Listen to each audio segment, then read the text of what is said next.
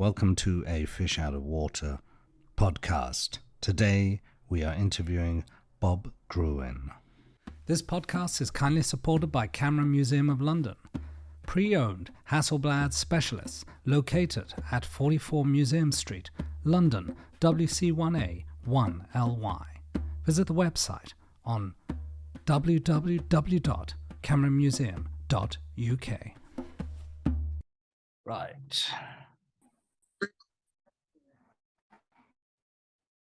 Hello, Bob. Oh, here's my camera here. There you go. Okay. Hello. How are you? I'm good. I'm going to ask you some questions related to music and your photography. All right. We're going to go straight into it. Okay. I'm interested to know your name and your profession, and tell us a bit about your background. Well, I'm Bob Gruen. I'm a rock and roll photographer from New York City. I've been taking pictures in music business for more than 50 years now.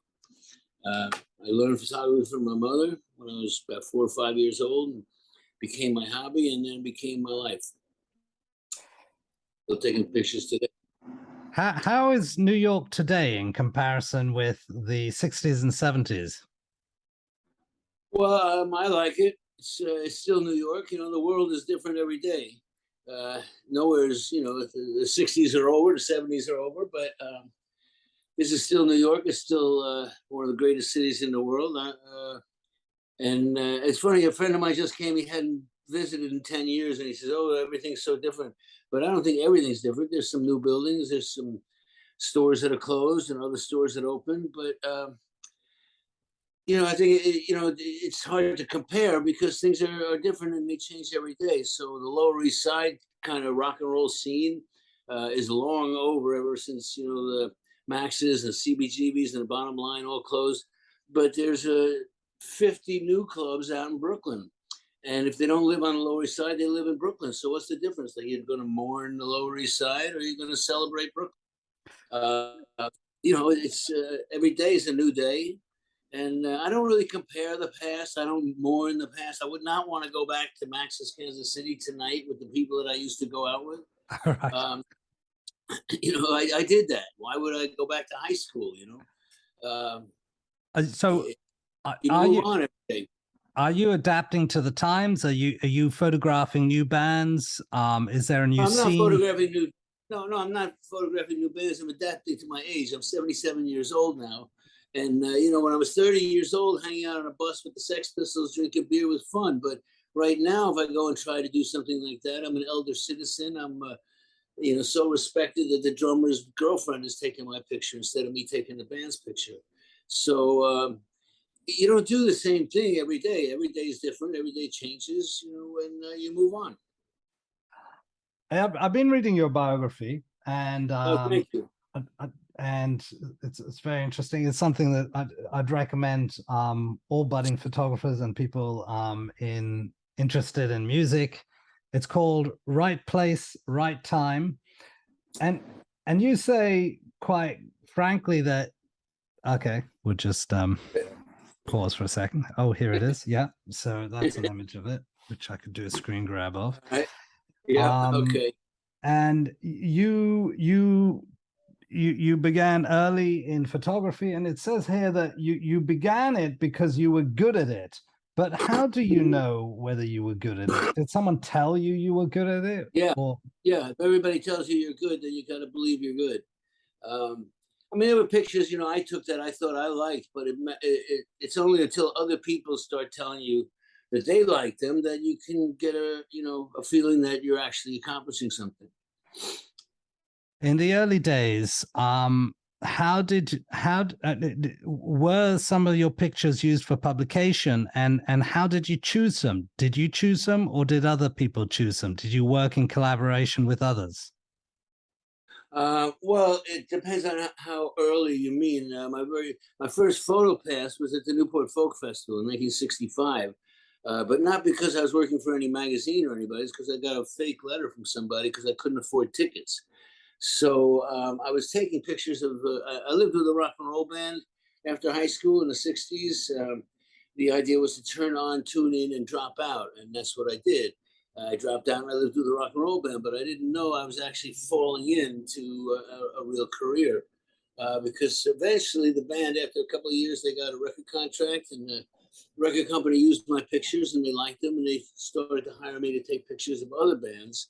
And that's how things started to snowball. Every time I did a job, I'd meet more people, and they'd hire me to do something else, and I'd meet more people, and it just kind of snowballed for a long time. On a technical level, you were using film, is that correct, back then? Well, that was all we had. It wasn't a choice to use film. If you wanted to take a picture, pictures it came out on film. There was no other choice.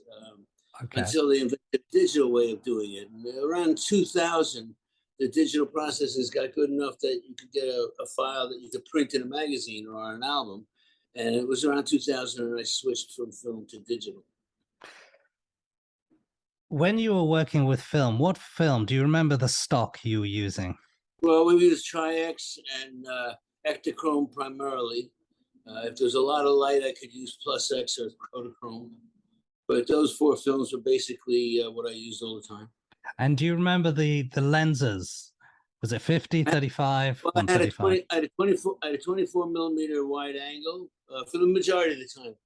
Either 24 or 28 millimeter wide angle, a 50 or 54 millimeter normal lens, and a 135 or 200 telephoto lens. I think I had about four lenses: telephoto, portrait, regular, and wide angle. And how would you know the exposure when you were, at night? Well, they something. I mean, back then we had something called a light meter, and you would hold the light meter up, and it would read the light, and you'd turn some dials, and you'd figure out what the exposure was. Eventually, in the mid 70s, they started building a light meter into the camera, and eventually, by the end of the 70s, I know the Olympus that I had, I think the Nikon as well, had a spot meter, which meant that you could read the amount of light on a certain spot in the picture and get a much more accurate reading. But yes, every picture you had to figure out the exposure, and that and then set different settings. There was an f-stop which controlled the amount of light that went into the lens, and there was the speed which controlled the time, the amount of time that you let that amount of light into the camera. And it was a simple mathematical computations, but you had to do that for every single picture and get it right. Especially with the color, you had very little leeway because you couldn't. With a black and white picture, when you go in the darkroom, you can make it lighter or darker. But with a color slide, what you see is what you get. So you had to have the exposure pretty spot on when you took the picture. And it was around 1990, I think, that the Canon camera came out with a much more automatic camera that would actually read the exposure and set the exposure and time for you, and as well as focus. They had an autofocus in 1990 that was amazing, and it still is today. It's very quick, and of course everything's been replaced by the iPhone nowadays because it works so well and it gives you such an amazing picture. The algorithms in the phone balance the photo to give you a clearer picture than your eyes can see, especially in low light in the nighttime. Okay. The iPhone sees things that you don't even know are there. It's really amazing. You can take a picture at night of buildings against the sky, and the iPhone will show you all kinds of clouds and colors in the sky that you don't even see with your eyes. It sometimes is a bit overwhelming. It goes a bit too much, that they kind of invent a picture that you're not even seeing. But on the whole, the iPhone is just amazing how it calculates everything and balances everything automatically. That used to be, some of those things were impossible to do manually. Can I ask you what makes a good picture? Well, yeah, I think a good picture is subjective, but to me, a good picture is something that makes you think and something that makes you feel. I try to get a lot of feeling in my pictures rather than just facts. Because for me, rock and roll is all about the freedom to express your feelings very loudly in public. And I like to capture those feelings in my pictures. I like the moment when everybody's screaming yay and nobody's thinking about paying the rent. And not necessarily taking a picture of people with their hands in the air screaming yay, but to get that feeling of freedom, that feeling that everything's okay and I'm having fun. You know, that's what I like to capture in my pictures. Were there times where things went wrong? You didn't quite capture it, or it was out of focus, or the exposure was wrong, or the moments? Is there a lot of trial and error in that? Well, yes. Picture. I mean, life is trial and error, you know, and especially in photography, where you're trying to catch a moment, and you don't always catch it. And you know, nowadays with digital, you can see what you got. You know, a second later, you can see it on the screen. Back then, you didn't know until you got home and developed the film and blew it up and actually looked at it to see whether or not somebody's eyes were open, or did he blink the moment you took a great shot, but his eyes are closed, or you know, or his tongue's out, or something like that. You don't know that until you develop the film. But yes, there's all kinds of trial and error. And I think there was about 36 pictures on a roll of 35 millimeter film. And if you got one really good picture on the roll, that was a very good average. If you got 2 good pictures out of 3 rolls of films, you did your job. Lots and lots of pictures were not, you know, were not good ones. You had to, I mean, nowadays with digital, people will shoot 500 pictures to get one good one. You know, it's back then we were paying for the film, so you had to be a little more careful. You had to think about what you were doing and not just hold your finger on the button. You know? There was a recent Jim Marshall documentary that I saw, and I met the director. They, of course, you must have known Jim, and yeah, Jim was my friend and colleague. They say that a lot of the pictures he took were actually spot on. Would you agree with that? Well, Jim was very careful, and again, he didn't want to waste film. And Jim was particularly aware of the framing. He didn't like to crop any pictures. He took exactly what he wanted in the whole frame, and he rarely ever cropped any kind of picture. He knew what he wanted to get, and he got it. He was good at that. When you were young and beginning to get into photography, did you feel the need that you had to document everything? Well, in a sense, yeah. Not everything, but everything that I was interested in. I felt I've always had a feeling, you know, to be a photographer, you have to really enjoy the subject. You know, in school, we had a class called Show and Tell, where you had to bring something in and tell people about it. And that was always my favorite subject, telling stories and taking a picture of something and then showing somebody. And for me, I always like to show somebody something exciting, something that they'll have you know, fun with. So that's something I've been doing all my life. On the job, so in the early times, did you feel that you had to kind of be part of the theater of life, or the theater of entertainment and music? Because that world is kind of theatrical. You don't know if people are kind of faking it or not. Was it, how real was it for you back then? I never really liked theater where people are faking it. I mean, the job is to pretend to be you're somebody else. I never really liked that, you know, that kind of scene. To me, I mean, rock and roll is not pretending. Rock and roll is who you are. And you get up there, you let it out loud and proud, you know. But I like interesting people, and I think that people in show business in general are very interesting, and you know, they're drawn to show off. That's what show business is about, and it's a lot easier to take pictures of people who want to have their picture taken. Right. Yeah. People who, you know, want to dress up and be flamboyant. It makes it a lot easier to take pictures of somebody like that than somebody who's shy and doesn't want you to take a picture. Right. Can you tell us the story of how you met Tina Turner and what happened? Yeah, well, that's what started. That's really what started my career. A friend of ours told us about Tina and that she was going to be playing in the city, a couple of different shows actually, and she sort of insisted that we had to go and see Tina Turner. She was amazing.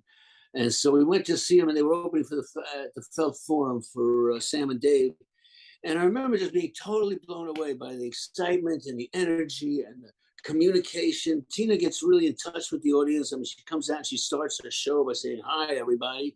And the show doesn't start until the audience answers her, because she'll go, "I said, hi, everybody." And you have to answer back, "Hi, Tina."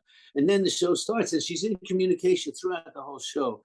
And I was totally blown away. I remember her dancing up the stage with strobe lights flashing and Sam and Dave kind of came on, and I was still watching the side of the stage where Tina had gone up. I had never seen anything so exciting. And then, as luck would have it, we saw them a couple of days later. They played another show at a small club in Queens, and we went to see it. And that was the first time I took pictures. I brought my camera. I didn't know her or anything. I just brought them to take pictures because I was excited by her show. And I got some pretty good pictures that night. And then they were playing another show a few days later in New Jersey. And I brought the pictures with me to show my friends that we were meeting at the show. And as we were walking out of the theater, because I got one really good picture during when the strobe lights were flashing as Tina was dancing off the stage in the little club. I had about 3 or 4 or 5 frames left on the roll of film, and I thought I didn't know where she was. It was just flashing when you see somebody in a strobe light, and they got all different sudden they're frozen in a flash, and then they move and they're frozen in another flash. And I thought, I wonder what would happen if I took a picture of in a 1 second exposure and I catch several of those flashes. Maybe it would look all right. And actually, 4 of them are useless. They're just pictures of Tina all over the frame. But one of them is absolutely perfect, and it just has 5 images of Tina that one after another. It's been compared to Duchamp's nude descending the staircase because it's not exactly clear in any one moment, but it's obvious that there's 5 exciting moments, and it really sums up some of the excitement of Tina Turner.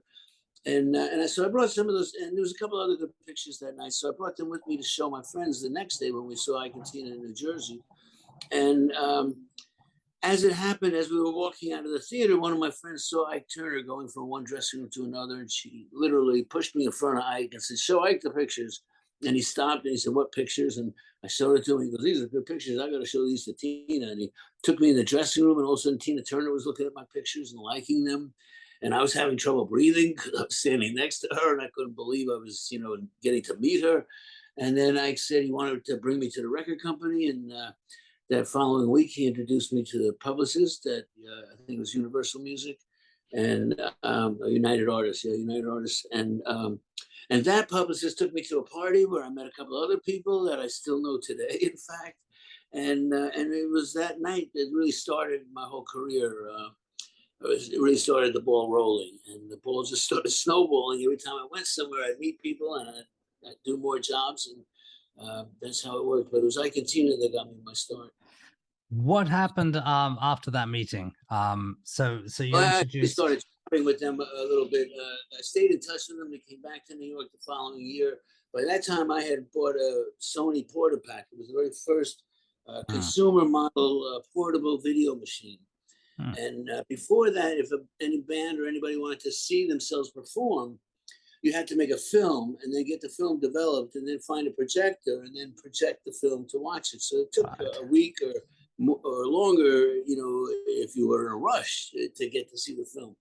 With the video, I could tape a show and go right into the dressing room or the hotel immediately after. Okay. Show it back on the TV. And Tina, that she could they could see the show. She and the Ikettes could see their routines right after they had done it while it was still fresh in their mind. And they said, "Oh, maybe we should turn left instead of turning right," and they could improve their acts. So Tina really liked the fact that I could travel with them and make videos for them.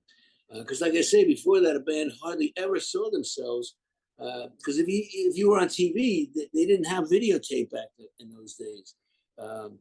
Even if they recorded a TV, it was called kinescope, where they actually made a film of a TV screen. And once again, that was film and had to be projected somewhere. So the fact that I had a videotape machine really helped me to stay close in touch with Ike and Tina. And then a couple of years later, I met the New York Dolls, and they loved having the pictures, the pictures taken and making the videos. And in fact, there are 2 DVDs that are available in the market now. One is Ike and Tina Turner, 1971-72. And the other one is New York Dolls has actually 2 videos. One is called All Dolled Up, and the other one's called Looking Fine on. They're out as DVDs, and we can still play one of them. Otherwise, there's a website called Night Flight, which was a TV show back in the 80s. Night Flight streams both of my New York Dolls and Ike and Tina videos. So you can see them on the nightflight.com channel. And they're both they're really kind of the only record of the New York Dolls or of Ike and Tina Turner walking and talking backstage and on stage, not just one song on a TV show somewhere, but actually walking around and talking in real life. So they're very, the Ike and Tina one, we actually won an award from the blues organization as the best blues documentary of the year. Interesting. Brilliant. Do you remember what it was called? What, the magazine? The documentary. The documentary, Ike and Tina, it's called Ike and Tina Turner on the Road, 1971-72. So it sounds like that you were doing official photography for the band, for the label, for the PR.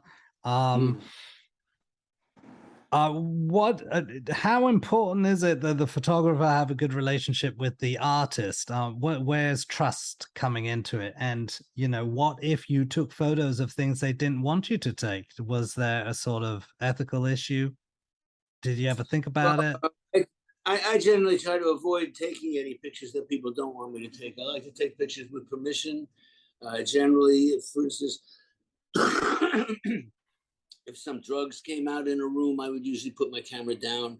I learned early on that if there's any kind of court case, they don't just submit a photo, that the photographer has to testify as to the origins of that photo. And I never wanted to testify about anybody in any kind of drug case. So I've never taken any pictures of anybody taking drugs. It's just something I don't do. As far as trust, yes, when you build up a trust and a relationship with somebody, you can get a lot more pictures and a lot better pictures. You know, people look much more comfortable if you build up a trust. But that can be done relatively quickly if you disarm a person with your personality and you try to. I try to be painless. Some people see having their picture taken, it's almost worse than going to the dentist. They're very nervous. They don't know how they're going to be exposed, how they're going to be shown. And I try to assure people that I'm not trying to expose something. I remember a photographer telling me that they were trying to capture a part of a person's personality that person never shows. And I said, that's the opposite of what I do. If somebody doesn't want to show something, I don't want to show it for them. If they want to keep that, fine with me. I want to please people. I want people to like my pictures because I want them to hire me again. The kind of photography I do is a very low budget. I don't work on hundreds of thousands of dollar budgets for magazine covers or record covers. I generally work on $100 budgets, making publicity pictures or promotion pictures for people. I have done a lot of album covers, but that wasn't primarily the work I did. So I needed to be hired again and again. And in that, to do that, you have to take pictures that people like. Right. Some people don't want to show their pictures to the subject. They don't want to be censored. I don't feel that I want to impose my view on somebody else. I want to capture what they view. And, I'd like to, one of my favorite compliments is when somebody says, can you give me a copy of this picture so I can send it to my mother? And I've had that compliment from people as diverse as Bo Diddley and Lou Reed. Lou is actually one of the funny ones because he's not known as a particularly nice guy, but he sent me a very nice letter after I gave him a picture of himself and Laurie.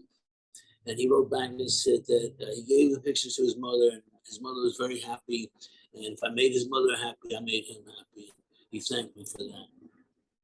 So I like to take pictures that people like.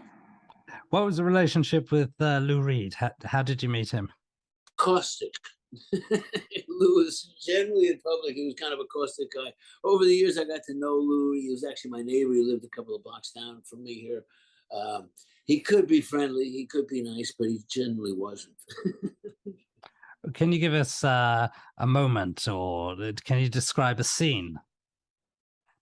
Of what? What do you mean? Of moments where he was nice and not nice, and really another maybe a moment. I don't want to get into details about Lou. He was a lot of people like Lou and think he's a great guy, so I'll leave it at that. Okay. He was very nice. What about the actual creative process when you were working with him? Was it outside? Was it in the studio? Well, I didn't really work with him very often. I took pictures at shows. I did do once or twice for a magazine. We did photo sessions. He was very professional. I actually have a nice series of pictures of him holding his dog that he loved very much. I think it was on the internet that his dog could play piano. So I did a session and he was holding his dog at one point. I guess he could be friendly, and he was certainly very professional. Recommended a very good Japanese restaurant for me that I ended up going to a lot of times. There's some great shots of the Sex Pistols. How did you meet them? Well, like I said, things kind of snowballed, and one thing leads to another. And like I said in my book, right place, right time. But then you have to do the right thing. And I was working with John and Yoko, and the Elephants Memory Band was backing up John and Yoko.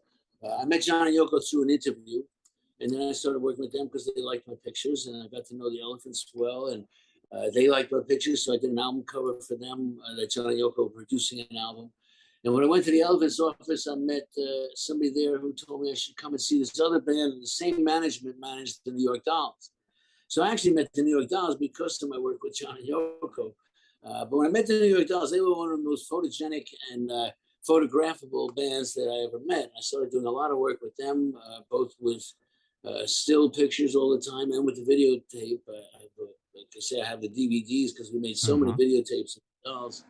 And then towards the end of the Dolls period, after their original management had dropped them because they were all whacked out on drugs and alcohol, Malcolm McLaren showed up with a whole bunch of clothes that he had made for the band, but the band had just broken up.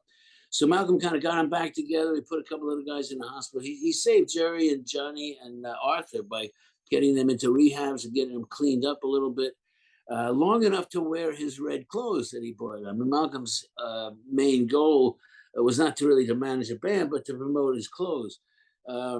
Anyway, the band didn't really work, and they went back on the drugs, and they fell apart. And Malcolm went back to England, and he actually brought some of Sylvain's equipment, his piano and his guitar and amplifier, because the plan was to go to England and find some musicians there, and then Sylvain was going to come over and lead the band that Malcolm was putting together.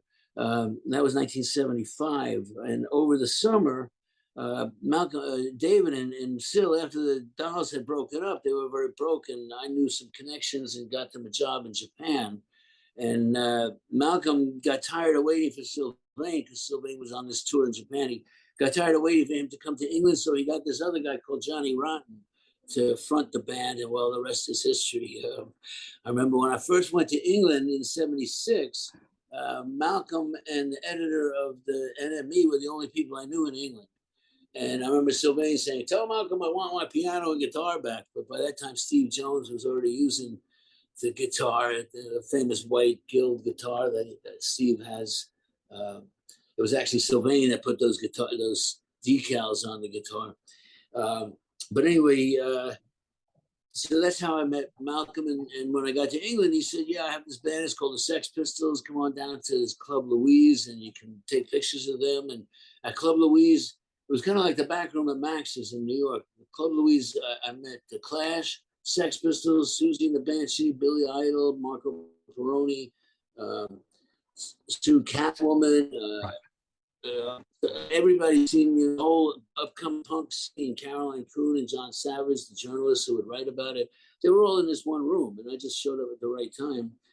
They started getting to know everybody. Malcolm encouraged me to take pictures of them, and they were agreeable about that. Apparently Malcolm had told them who I was, I didn't think I was anybody, but apparently the fact that I worked for Cream magazine and Rock Scene magazine, which were magazines that kind of made fun of rock and roll. They were Rock Scene was more like a comic book of rock and roll, because the punks didn't really respect, the NME or the Rolling Stone or anything of the past, but they liked Cream and Rock Scene because we made fun of things and we made life a lot of fun. And also the fact that I worked with John Lennon. A lot of the punks had great respect for John Lennon. Not necessarily the Beatles or Led Zeppelin or anything from the past, but John Lennon ruled okay. And, why do you think that was?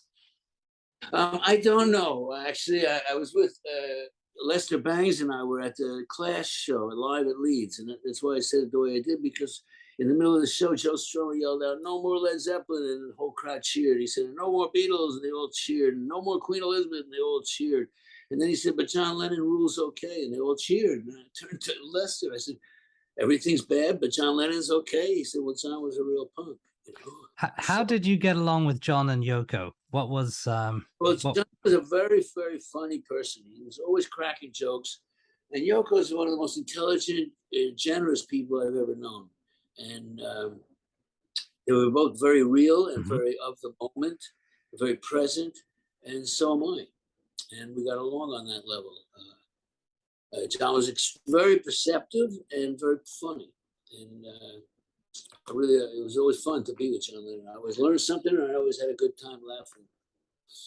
Did they want you to take photos and document their lives at specific moments? Yeah, John and Yoko were very comfortable having their lives documented. They knew that a lot of people were interested in their life and their work.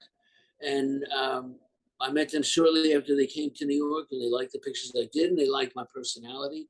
I tend to fit in and not stick out and disrupt the situation. I remember somebody in one of my talks, somebody said, how do you fit in with a situation and not, disrupt it? And I said, well, by being part of it, by bringing something to the situation and being part of it. And so that's where it gets back to what you were saying earlier about trust and familiarity. Once you get to know somebody and they're comfortable with you, you can get a lot of better pictures, but it takes a lot of time to hang out and be with them for a long time. Can you give us an example of the something you would bring into the situation with John and Yoko? Well, actually, it's hard to be specific, but just being part of the conversation. In my sense, I always had a car. I could drive people around. And that was a good thing. In New York, there's not very many people have a car, and my cars were generally pretty funky. I had a Volkswagen back in the days when I met John and Yoko. Pretty soon I graduated. I managed to find a 1954 Buick, an old rock and roll car that was really in good condition. That was fun. But I don't know. It's hard to be, specific about something. I mean, would they talk about politics, for example? Or they talk about JFK, for example, or the civil rights movements, or was it more about music or art? It was more about life. It was more about music. It was more about the weather. About sometimes it's about politics, but generally I don't really get into that kind of a conversation. People ask me, did John talk about the Beatles? Not really. He had done that. Not something I didn't interview him. He was a friend. Right. Okay. So what do you about the song you wrote? You never do that with a friend. I see. So the relationship was more like friendship, basically. Yeah. It would felt like. Yeah. And I can't tell you how to become friends with somebody. Some people you get along with, and some people you don't. Right. My personality, I get along with a lot of people. And what about the remuneration? Was that tricky back then? Did you get paid by the magazines and by the labels, or was it enough? Yes, I generally got paid by magazines per print. It was you were never. Even somebody like Cream magazine that I worked for very often. I think I was even on the masthead in Cream and in Rock Scene magazine, but I never got a salary from any of those people. Certainly not insurance or any kind of real job. You got paid per picture, and that's something that even if I had an assignment, like Cream magazine assigned me to shoot a certain concert, so I would get a photo pass. But 10 other people were shooting that concert, and they would all send pictures to the same magazines. And when it comes down to it, the art director has a whole series of pictures on his light table. He's going to pick the best picture, not the one that necessarily, if he assigns somebody, he's not going to use that picture over another picture that's better. He's going to look at all the pictures and pick the best one. So every time I get a picture in a magazine, I feel like I won a lottery, because there's always a whole bunch of people vying for that spot on the page. And every time I got picked, I really felt I won a contest, because you really are up against a number of other people for every single picture in a magazine. And then you only get paid for the ones they print. So if they print one picture, you only get paid. Back then it was $25 for a black and white, $35 for a color picture. That doesn't really pay the rent. So you have to work for lots of magazines and sell the same picture to an American magazine. And I found that I could sell pictures to French magazines and English magazines and German magazines. And when I say sell, I mean license. I mean, you license a one-time use and they pay you $35 or whatever. And if you do that 5 times, then you can get $150. You know, it takes a lot to 175 actually. It takes a lot to make a living in this kind of photography. As a freelance person, you're constantly waking up every single day unemployed and having to find a way to talk somebody into giving you some money for something. And that's what I've been doing all my life. You know, and some weeks I have money and some weeks I don't. And I once heard Gordon Parks talk about that. Somebody asked, how do you make a living? And he said, well, you know, sometimes we sell pictures and sometimes we don't. And sometimes we have money and sometimes we don't. And he said, that's the way it's been all my life and I'm used to it. And I've been trying to get used to it for all of my life. It's not something that's easy to get used to. The ups and downs and the uncertainty of being freelance and being on your own. But unless you're willing to take the chance and give up the security of having a regular job, you know, you can't work on your own. People dream of being on their own, but they have to give up any kind of security if you're going to, you know, work on your own. You have no idea where the next paycheck is coming from. And that paycheck, that would come in the form of a check or cash? Yeah, we call it mailbox money because, you know, you send out an invoice and then the company, some companies pay you in 10 days, some companies pay you in 10 months.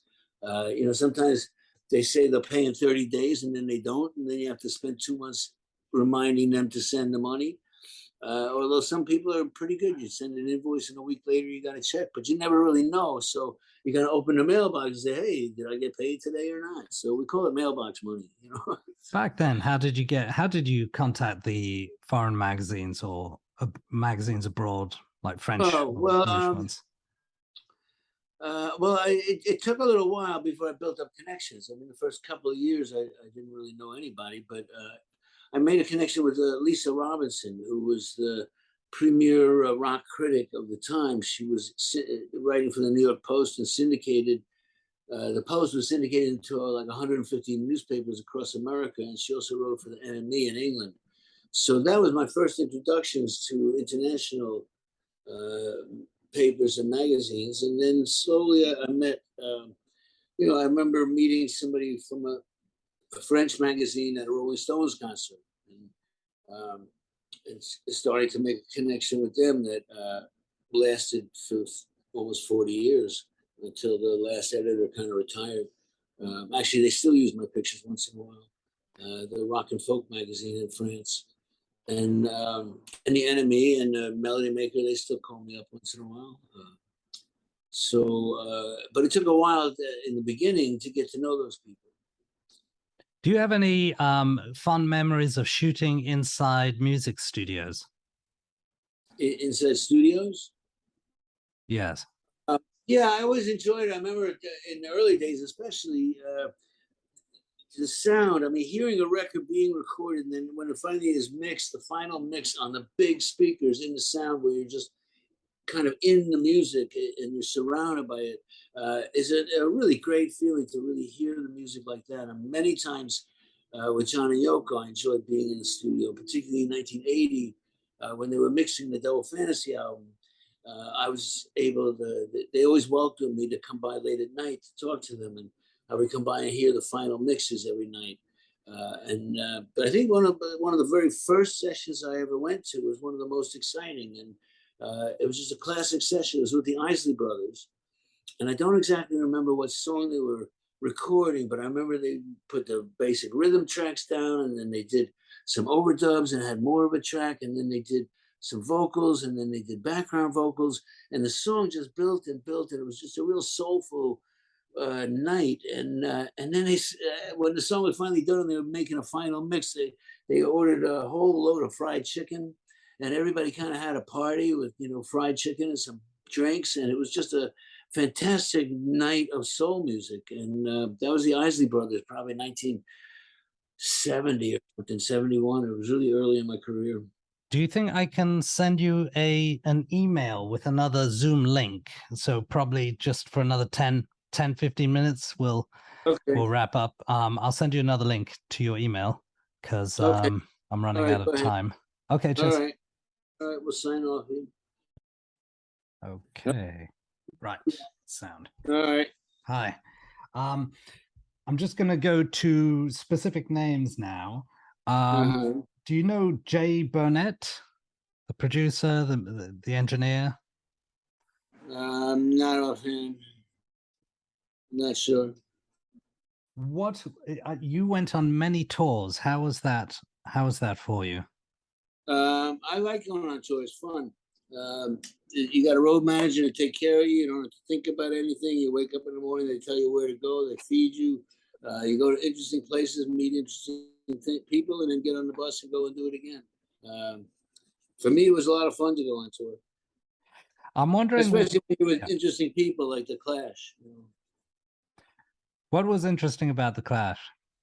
They are, the conversation that you have, the dedication to to meeting people and learning things. The Clash were always looking for to improve things. Punk got a very bad name when the Sex Pistols cursed on TV and the newspaper said the filth and the fury. But punk is not really about filth or fury. It's about the desire to have a better life. It's about a desire to have to make change, to improve people's lives. The Clash start one of their songs saying, "What are you going to do now?" People say that the Sex Pistols made people want to scream with rage, but the Clash gave them the reasons. And they're much more of a thinking person's group. The Sex Pistols look back with anger, but the Clash looks to the future with hope. And I prefer to look to the future with hope. Mm. Mm. Do you ever get an insight into the process of creating the songs during the tour? Oh, not really. No, that's not my forte. But do the band actually ever go into a process of creation, or is it quite hectic? Well, it depends on the band. I mean, I'm not really part of that songwriting process generally, so that's something you'd have to ask the musician, and not that's not my department. I am wondering whether any songs have been written about you with you in mind in the past Um, 50 years. well, I'd like to hear them. I don't know. If you were to create a documentary about your life as a photographer, what would be the focus? Well, actually, Don Letts did make a documentary about me, and he called it Rock and Roll Exposed, the photography of Bob Gruen. And what the focus generally was about what the image means to rock and roll, how people are affected by rock and roll images, how they're inspired by them. Unfortunately, that movie was only licensed for cable broadcast, and I can't really put it on online. So I only get to show it at festivals or screenings. But a lot of people like Billy Joe Armstrong and Debbie Harry and Iggy Pop, Alice Cooper, they're all in that film, all talking about how they were inspired by photos.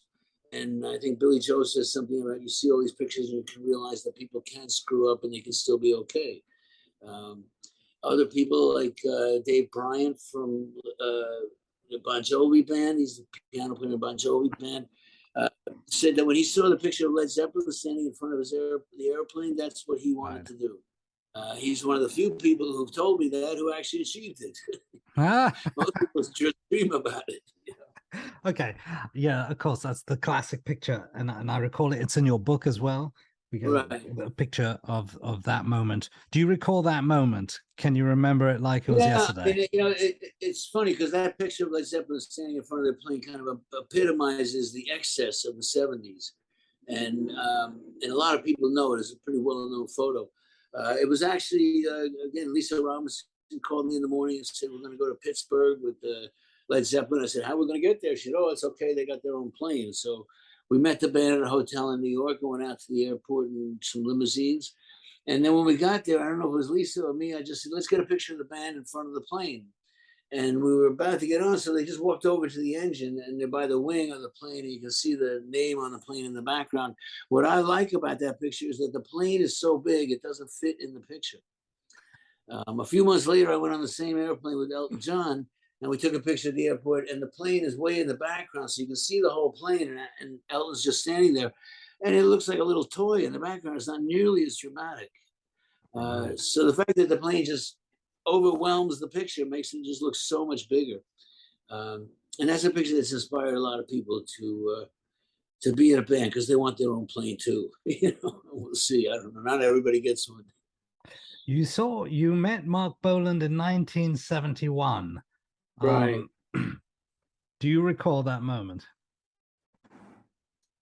Yeah, actually, we took some pictures. Warner Brothers Records asked me to take some pictures of Mark for publicity, and they had a brownstone building, like their own kind of 4-story building on I think East 52nd Street or somewhere in the Midtown, and the whole top floor was just a big, nice open lounge, like you know, some couches. And Mark and I went up there. We had a nice couple hours, like an hour, just talking and taking pictures there. I remember he's wearing like little Mary Jane kind of ballet shoes.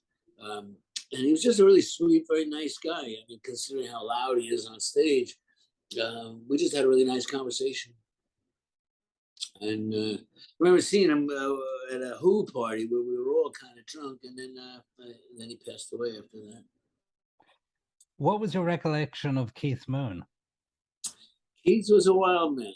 I actually got to know Keith kind of well. He came to New York a few times. The Who was one of my favorite bands. And then I met a woman, Vicky Wickham, who was managing Track Records. Who was one of the first people I met in the music business. I actually met her when I was going to see Ike Turner in the hotel when I first met Ike. And then Vicky had known him because she was the director of, I think, Top of the Pops TV show in England. And she knew all of those people, Ike and Tina. She had brought a number of soul acts to England. She's kind of responsible for introducing England to Chuck Berry, Bo Diddley, Little Richard, Ike and Tina, a whole bunch of acts like that. Right. So Vicky was the head of Track Records in New York, and that was the Who label. So one of my first photo passes in the business was to see the Who at Forest Hills, which was an amazing summer night in the pouring rain where everybody had a really, really good time despite the pouring rain. And that was, I think, one of the first after parties I ever went to, and that's when I met Keith. And then he came back, and actually the first time we really kind of talked and bonded a bit was he was the MC for a show at Carnegie Hall when Sha Na Na, a very rock and roll band, a kind of throwback to the 50s style rock and roll. Sha Na Na played Carnegie Hall, and Keith introduced them. And for the first act, he came out as, I don't remember which was first and which was second, but for one introduction, he was dressed in a top hat and formal, you know, tuxedo kind of Little Lord Fauntleroy kind of outfit. And for the second act, he came out in a silver dress. So I got to see a couple of different sides of Keith, and he was always pretty wild guy. When you first approached him in the after party, did you know who he was? Did you reach out to him, or were you introduced? No, I knew who Keith was. I'd seen him numerous times playing with the Who at the Fillmore East. I used to go see them every time they were in town. In fact, anytime the Who played within 100 miles in New York, I was there. I was kind of a fanatic in the 60s. Back then, in the 60s, you know, until the 2000s, there was no mobile phone, there was no email, so there was only the telephone. How would you reach out to all of these people? On the telephone. You'd make phone calls. I made phone calls all day and night. In fact, one day, my accountant, when I put my taxes together, he said, "You make a lot of phone calls on a payphone, right?" I said, "All day long." He said, "Well, that's at least another $3 times 365. That's another $1,000 deduction a year just from putting quarters in the payphone." Yeah, I mean, I sometimes think about it now. When you go to meet somebody at a concert, you just text them, "Okay, I'm over here, I'm over there." Somehow, before there were cell phones and before there was email, we survived. We had a life. I did have an answering machine on my phone. So if somebody called me and I wasn't home, actually before there was an answering machine. Answering machines came in the 80s. In the 70s, we actually had to have an answering service where I had to pay, I don't know, like $30 a month, which was a lot of money back then, to have a separate line. Or my phone line went to a room on 16th Street where there was about 10 ladies would sit in a room and answer phones and take messages. And a couple of times a day, you'd call up your answering service and say, what messages, and they'd give you your messages. And that's how you stayed in touch with people. You called and you got messages and you called back. And that's, the phone was a modern thing already. You know, we were way beyond just sending letters by messenger. What was the most exciting message you ever got? Dr. Winston. When the ladies would tell me that Dr. Winston called, that was always exciting because that was John Lennon's kind of good name, Dr. Winston O'Boogie. So when I get a message, because he didn't like to, excite the ladies and say John Lennon called, so he'd tell me, tell him Dr. Winston called. And that always gave me kind of rush of adrenaline, like, wow, John Lennon called me. That's cool. Were there any disappointing moments? Messages? Loads of them. I spent half my life disappointed. A lot of things don't work out, and then you just got to keep going. And, every day, it's funny because my wife once asked Malcolm McLaren and me, we were having a conversation, like, what was our plan? Like, how did you get where you're going? Like, what was your plan in the beginning? When I looked at each other, like, plan? And Malcolm actually said it best. He says, you go to sleep at night and you got some plans of what you think you're going to do the next day. And you wake up in the morning and the phone rings. Or nowadays, you get an email. And things change. And you make the best of every day as best you can. And that's the plan, is to make the best of every day. How did your creative life affect your personal life? Well, I got a call here. I have to take this. Okay. I have this other call, interview at 11 o'clock. Right. So it's 11. Bob, it's been an absolute pleasure. There were other moments you met, and you photographed people like the Who, the Allman Brothers, Mick Jagger. Was that all different experience? Everybody's different. Yeah, every experience is different. It depends on where it is, what's going on in the moment, why you're there, who you're shooting for. That's what I like about the job, is that every day is different. I'm not shooting the same picture every day. I'm shooting spontaneously in a new situation with a new lighting, with new people for a new reason. And it's always challenging to try to, do a different job every single day. And was fame and the love of music part of why you were doing it? I don't know about the fame part, but yeah, the love of music and the love of excitement and the love of challenge.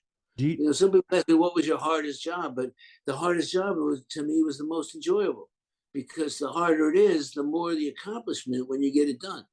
But I'm really going to have to go because I've got this other guy here, and I got to take this call. All right. Thanks very much, Bob. All right. All the best. Really been good talking to you. Thanks. It's a pleasure. Thank you. Cheers. Okay. Ciao. Thank you for listening to a Fish Out of Water podcast. Should you have any questions, comments, or suggestions, please get in contact. This podcast is kindly supported by Camera Museum of London, pre-owned Hasselblad specialists located at 44 Museum Street, London, WC1A 1LY. Visit the website on www.cameramuseum.uk.